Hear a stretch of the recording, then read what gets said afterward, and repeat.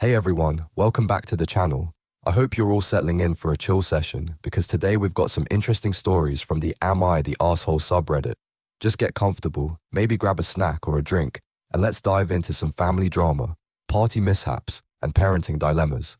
Before we get started, I'd love to hear from you in the comments. What subreddit should I pull stories from next time? Let me know what kind of content you want to hear while you're relaxing or drifting off to sleep.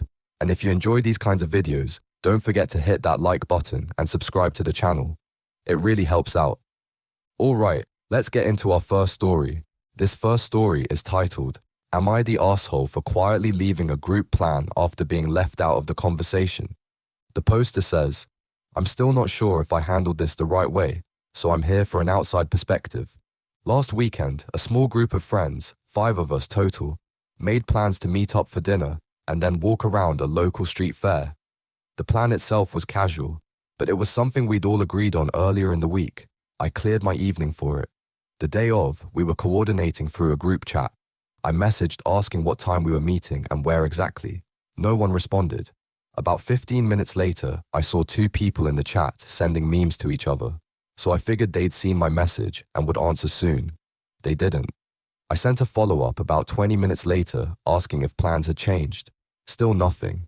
At that point, I assumed maybe everyone was already together and just forgot to loop me in, but I didn't want to jump to conclusions. I went ahead and drove to the general area we talked about, thinking I'd figure it out when I got there. I parked, walked around for a bit, and kept checking my phone. Eventually, I saw on social media that 2 of them were already at a restaurant nearby. I didn't want to cause a scene or make things awkward, so instead of confronting anyone, I just went home. I didn't announce that I was leaving or send a passive-aggressive message. I figured it was better to cool off and talk about it later. The next morning, one friend messaged asking why I ghosted the plan and said it was rude to disappear without saying anything. I explained that I'd asked multiple times for details, didn't get responses, and didn't feel comfortable showing up uninvited once it seemed like things had already started without me. They said I should have spoken up more directly and that leaving without saying anything made it look like I didn't care. I said it felt like I was already being sidelined and I didn't want to beg for attention. Now the group feels a little tense. Some friends think I overreacted and should have just walked up to them anyway, while others say it's reasonable not to chase people who aren't responding. I didn't intend to punish anyone. I just didn't want to force myself into a situation where I clearly wasn't being included. Am I the asshole for leaving quietly instead of pushing my way into the plan? You know, this is such a relatable situation. I think a lot of us have been in that weird limbo where you're trying to coordinate with friends and it feels like you're shouting into the void. The poster asked legitimate questions in the group chat, asking for basic details like time and location, which are pretty essential for actually attending an event. And then to see people actively using the chat to send memes but ignoring the actual planning questions. That's frustrating. I can understand why the poster felt sidelined.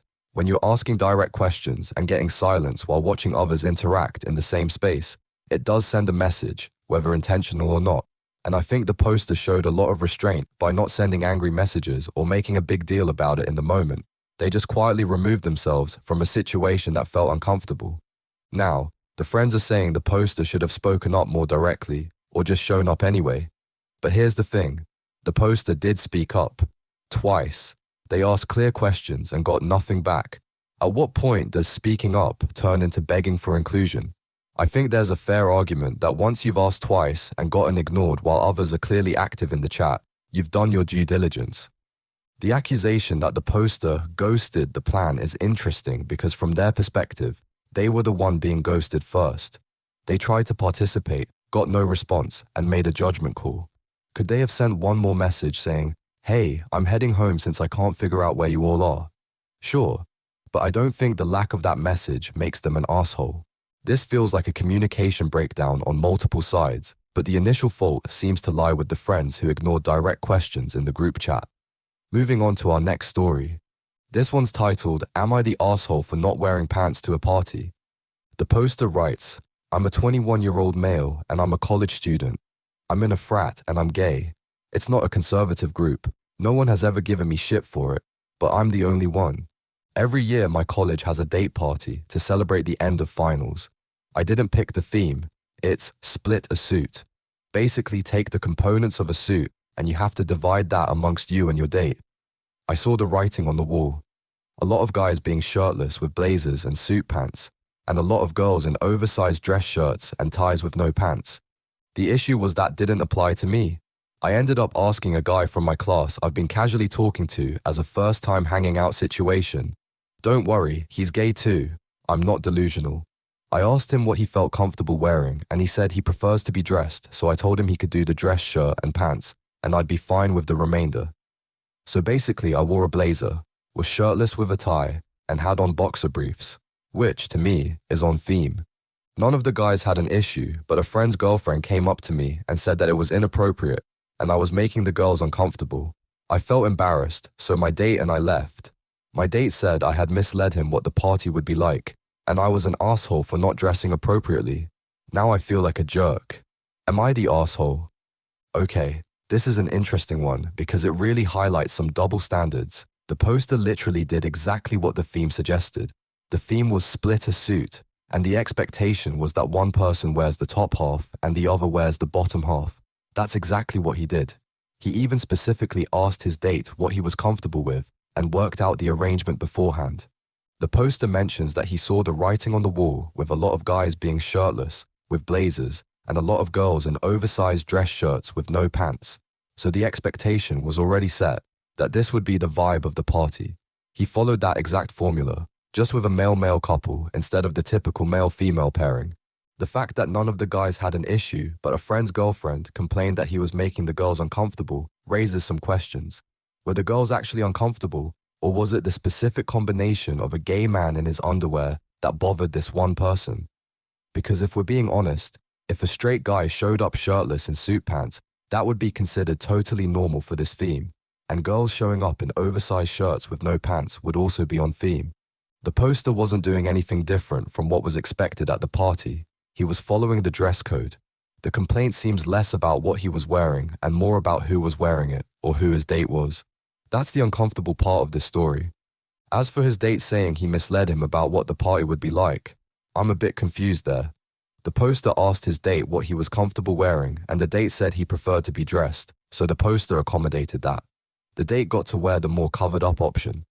What exactly was the misleading part? Did the date not understand what a split-a-suit party meant? I think the poster is not the asshole here. He followed the theme, coordinated with his date, and dressed consistently with how everyone else was dressing for the party. The complaint seems to stem from bias rather than any actual inappropriate behavior. Let's move on. This story is called, "Am I the Asshole for Having My Phone on Do Not Disturb at Night?" The poster explains, "So earlier in the day, my mom told me to call her to wake her up so she doesn't oversleep for her overnight job. She had been drinking. She needed to be awake by 11:45 p.m. I was at work when we had this conversation. I called twice at 11:30, no answer. After a while, I, a 28-year-old female, checked her Ring camera to see if she was still there. She was. So I called again at 11:50. She didn't answer. I forgot my phone goes into bedtime/do not disturb mode at 10 p.m. I honestly didn't think anything of it because I was working and my mind wasn't on that. I got off at 12:05 a.m. My coworker gave me a ride. We're talking the whole way. I get home at 12:35. I see 7 missed calls from my mom and 8 missed calls/2 voicemails from my dad. Apparently my mom called my dad because I didn't answer her calls, which led to him calling me several times. So I called my mom. She's yelling, asking why would I call her if I wasn't going to pick up if she called back. I explained the calls were to wake her up and my phone goes into bedtime mode after a certain time. It wasn't intentional. She hangs up on me. I call my dad after. He tells me I need to take my phone off, do not disturb/bedtime mode because it could be an emergency. I explained that it's only set for certain time, that I forgot it was on, and that I felt they were overreacting a bit. He told me that it's not overreacting when you care about someone and want to make sure they're safe. And since I'm a mom, I shouldn't have my phone set to that. Also, what if someone dies? I explained I understood the concerns, but I'm fine and that it was a misunderstanding. He said he'd talk to me another time when I can think with some sense. Am I the asshole in this situation? Alright, let's break this down. The poster agreed to wake their mom up for work. That's a reasonable favor to do for a parent. The poster called multiple times, 11:30 and 11:50, trying to fulfill that commitment. The mom didn't answer any of those calls. So the poster did their part. They made the wake-up calls. The mom just didn't wake up to them. Then, the mom apparently wakes up later, panics because the poster didn't answer when she called back, and involves the dad, who then calls the poster 8 times. When the poster finally sees all these missed calls and reaches out, instead of anyone being relieved that the poster is okay, the mom yells at her and hangs up. The dad then lectures her about having her phone on, do not disturb, and dismisses her explanation as not thinking with sense. Here's the thing, the poster is a 28-year-old adult. They're allowed to have their phone on do not disturb mode at night. That's actually a healthy boundary for sleep and mental health. The fact that the poster forgot it was on is understandable, especially when they were at work and focused on other things. The dad's argument that, what if someone dies, is the classic guilt trip that many parents use, but it's not really fair. Yes, emergencies happen, but you can't live your entire life on high alert for every possible emergency. And having your phone on, do not disturb for a set period at night, doesn't mean you don't care about your family. It means you value your sleep and mental health. Also, the mom was drinking before her overnight shift, which might explain why she didn't wake up to the poster's calls. That's not the poster's fault. The poster attempted to wake her up multiple times. The responsibility for waking up ultimately falls on the mom, not on the poster to be available at all hours. The dad's comment that, since you're a mom, you shouldn't have your phone set to that, is particularly frustrating. Being a mother doesn't mean you have to sacrifice your own boundaries and needs. The poster can be a good mom and still have designated sleep or do not disturb hours, especially during times when they're at work and presumably their child is being cared for. I don't think the poster is the asshole here. They tried to help their mom. Their mom didn't wake up to the calls, and then the parents overreacted when the poster wasn't immediately available afterward. The poster even acknowledged their parents' concerns and explained the situation calmly. The parents, on the other hand, yelled and dismissed the poster's explanation. Let's continue. This story is titled, Am I the Asshole? Don't Want Service Dog Over for Christmas. The poster, a 35-year-old male, says, I host Christmas for my family. We host a large Christmas Eve party every year. I host because I've got a good house for it, and I'm pretty central to the extended family. Last year, my cousin had a service dog in training that she brought to Christmas Eve. I was told this dog was maybe a year old. I don't have much experience with them and have never owned any. It pissed inside my house, and other smaller annoyances occurred, one involving my kid. I did hear some complaints from another family member too. A few weeks ago, I asked around to see if my cousin was coming, because I was going to nip this in the bud this year and ban it. I was told by family members that she wasn't coming, so I thought there was nothing to have to deal with. I got notice on Sunday she, in fact, would be in attendance, so I called her yesterday to tell her she could come and that her dog is not invited. This has caused drama. I've been told that her parents, my aunt and uncle, and her siblings are threatening to not come. It's been a nightmare. I've offered to let the dog stay outside, but it can't come inside. But that's an unreasonable ask, I'm being told. Am I the asshole here? Then the poster adds an edit. Found out more information. It is a diabetic service dog. She's training it herself, got it as a puppy. I'm not going to comment on its legitimacy. I see this family member once a year. I just know what my experience with the dog is. This is a tricky situation because it involves service dogs, which are protected by law in many contexts, but also involves someone's private home and their right to set boundaries about who and what comes into their space. First, let's talk about the service dog aspect. The poster mentions it's a service dog in training that the cousin is training herself. Service dogs in training don't always have the same legal protections as fully trained service dogs, and the rules can vary by location. A dog that's urinating inside and causing other issues doesn't sound like it's very far along in its training, which makes sense if it was only a year old last year. The poster is hosting the party in their own home. They're opening up their private space for family, which is generous, but that also means they have the right to set boundaries about what happens in that space. If the dog caused issues last year, including involving the poster's kid, that's a legitimate concern. However, here's where it gets complicated. If this is a legitimate service dog for diabetes, the cousin may genuinely need the dog for her safety. Diabetic alert dogs can detect dangerous blood sugar levels and alert their handlers. That's not just a convenience, it could be a medical necessity. The poster offering to let the dog stay outside isn't really a solution, if it's a service dog that needs to monitor the cousin's condition. That defeats the entire purpose of having the service dog there. I think the core issue here is communication and understanding. The poster seems to view this as just a dog that caused problems, while the cousin and her family see it as medical equipment that she needs. Neither side seems to have had a real conversation about what the dog's role is, what the cousin's needs are, and what accommodations might be reasonable. If the dog is truly a service dog in training for a medical condition and the cousin needs it for safety, then yes, banning it from the house is problematic. The poster might need to work with the cousin on management strategies, like having the dog on a leash, establishing bathroom break schedules, or creating a specific area where the dog stays.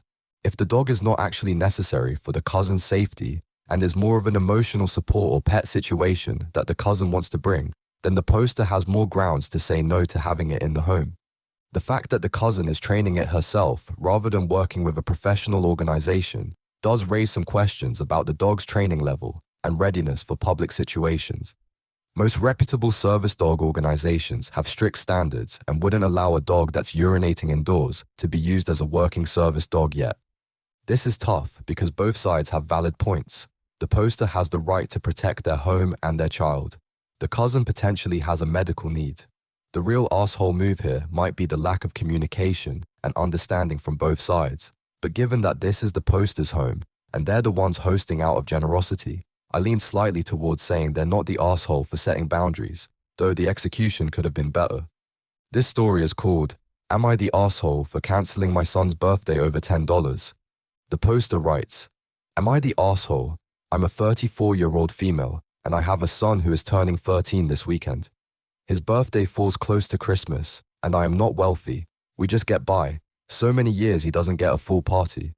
This year felt like a big milestone becoming a teenager, so I wanted to make it special. We invited 10 kids and rented out some batting cages for 1.5 hours. I ordered a cake and planned a whole game and food and snacks. We live in an apartment, so I planned a scavenger hunt outside to keep them entertained after the batting cages and wanted the prize to be some hidden money. So on Monday, I pulled out $20 and got 4 $5 bills. Today is Thursday and his last day of school before break. They were having a party at school, and so I pulled a 5 out of my wallet and handed it to him and saw the other 3 $5 bills. I work from home, so went to my room to go back to work. While in there, I heard his friend come inside for 5 minutes before they left together. A little after that, I walk out to get more coffee, and I notice that both my purse and wallet are open, which is not like me, so I go and look and see I only have 1 $5 bill in my purse. I immediately call my son asking if he took $10, which he denies. I say, "Well, if you didn't take it, then your friend must have," and he says no. I feel like I should add that I don't think his friend took the money. He has been in my house lots before and nothing has ever gone missing. My son was with me when I pulled out the money at the store and knew what I had and where it was. My son has also never stolen money, but does sneak extra snacks and cookies and lies a lot about little things, and his lying has been an issue for a while now, and sadly I have caught his lying so much I don't believe him much. My son refuses to say what happened and how the money disappeared.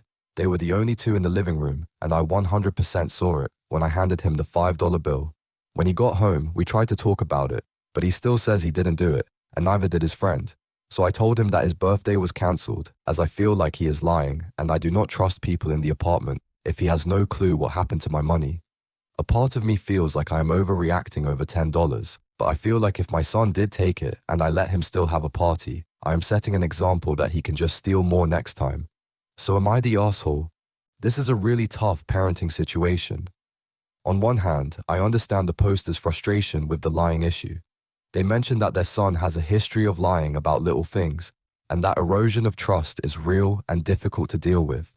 On the other hand, cancelling an entire birthday party over $10, especially when the son is about to turn 13, and this is described as a big milestone that they wanted to make special, feels pretty severe. Let's think about what we know. The money was there, the son and his friend were the only ones in the area, and then the money was gone. The purse and wallet were open, which the poster says is unusual. The son knows about the money because he was there when it was taken out at the store. The poster says they don't think the friend took it, and honestly, that's probably accurate. If nothing has ever gone missing when this friend has been over before, it seems unlikely he would suddenly steal money. That does point more toward the son. But here's the thing, the son is 12, about to turn 13. Kids that age do sometimes make impulsive bad decisions. If he did take the money, and that's still an if, not a certainty, this could be a teachable moment rather than a punishment that cancels a milestone birthday party. The consequence of canceling the party affects not just the relationship between parent and child, but also the son's friendships and social standing. 10 kids were invited. That means 10 kids who are now going to wonder why the party was cancelled. That's public embarrassment for the son, and at 12 or 13, social dynamics are really important to kids. I think there were other approaches the poster could have taken. They could have said, "Look, I believe you took this money. Whether you admit it or not, here's the consequence. You have to earn that $10 back through chores. And we're going to have a serious conversation about honesty." The party could have still happened, but the son would understand there are consequences for his actions and that the trust needs to be rebuilt. Canceling the party feels more like the poster is acting out of anger and frustration about the broader lying issue, rather than responding proportionally to this specific incident. And I get it. When you're dealing with a kid who lies repeatedly, it's exhausting and it's hard to know how to get through to them. But this level of punishment might actually backfire and make the son more resentful rather than more honest. Also, we have to consider the possibility, even if it's small, that the son genuinely didn't take the money. The poster admits the wallet was open, which was unusual. Is it possible the money fell out? Is it possible there's another explanation? If the son truly didn't take it and the party gets cancelled anyway, that's going to create a deep sense of injustice that could damage the relationship for a long time. The poster mentions they're not wealthy and just get by, which makes the $10 feel more significant because every dollar counts. I completely understand that. But the money had already been allocated for the birthday party as prize money, so it's not like this $10 was needed for bills or groceries. It was already birthday budget money. I think the poster might be the asshole in this situation, not because they're trying to address the lying issue, but because the punishment doesn't fit the crime and could have lasting negative impacts on their son's 13th birthday, his friendships, and their parent-child relationship. There were better ways to handle this that would address the behavior without causing collateral damage. All right, everyone, that brings us to the end of today's stories from the AmITheAsshole subreddit. We covered group chat drama, party dress codes, family boundaries, service dog controversies, and tough parenting decisions. Hopefully these stories gave you something to think about or helped you relax for a bit. If you enjoyed this video, don't forget to hit that like button and subscribe to the channel for more content like this. And seriously, drop a comment letting me know what subreddit you want to hear stories from next time. I love hearing your suggestions. Thanks so much for watching, and I'll see you in the next video. Take care.